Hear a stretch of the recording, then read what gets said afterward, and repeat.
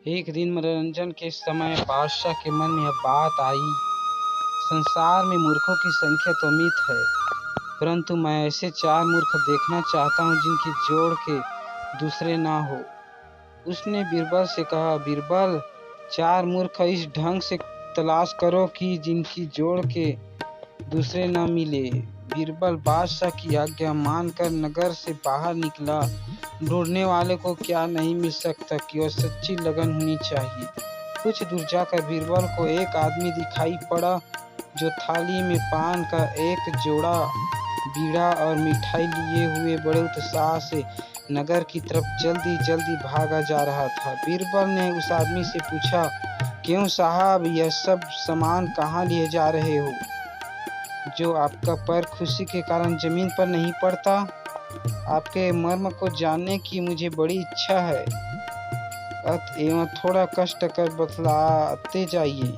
उस आदमी ने पहले तो बीरबल की बातों पर ध्यान नहीं दिया कि कहीं उचित समय पर पहुंचने से देर न हो जाए, परंतु जब बीरबल ने उसे छेड़कर कई बार पूछा तो वह मटक कर बोला, यद्यपि मुझे विलम्ब हो रहा है, परंतु आपके इतना आग्रह करने पर बतला देना भी जरूरी है। मेरी एक औरत ने एक दूसरा पति कर लिया है, उससे उसे लड़का पैदा हुआ है, आज बरही है। मैं उसी का बधावा लिए हुए नेवते में जा रहा हूँ।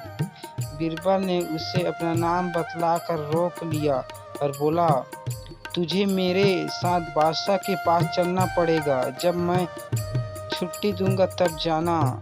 वह बीरबल का नाम सुनकर डर गया और लाचार होकर उसके साथ चल दिया।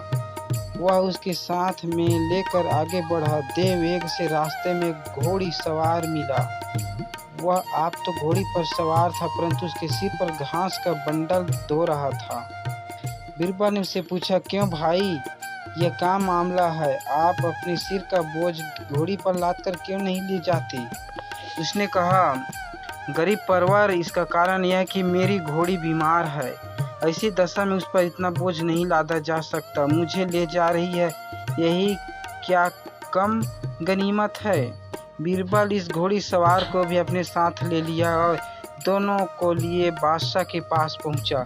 तब बीरबल बोला, पृथ्वीनाथ, 4 मूर्ख आपके सामने उपस्थित है। बादशाह तो 2 को ही देख रहा था, अतः बोला, तीसरा मूर्ख कहाँ है? बीरबल ने कहा, तीसरा नंबर हुजूर का है, जो आपके ऐसे मूर्खों को देखने की इच्छा होती है, और चौथा मूर्ख मैं हूँ जो उन्हें ढूंढ कर आपके पास लाता हूँ।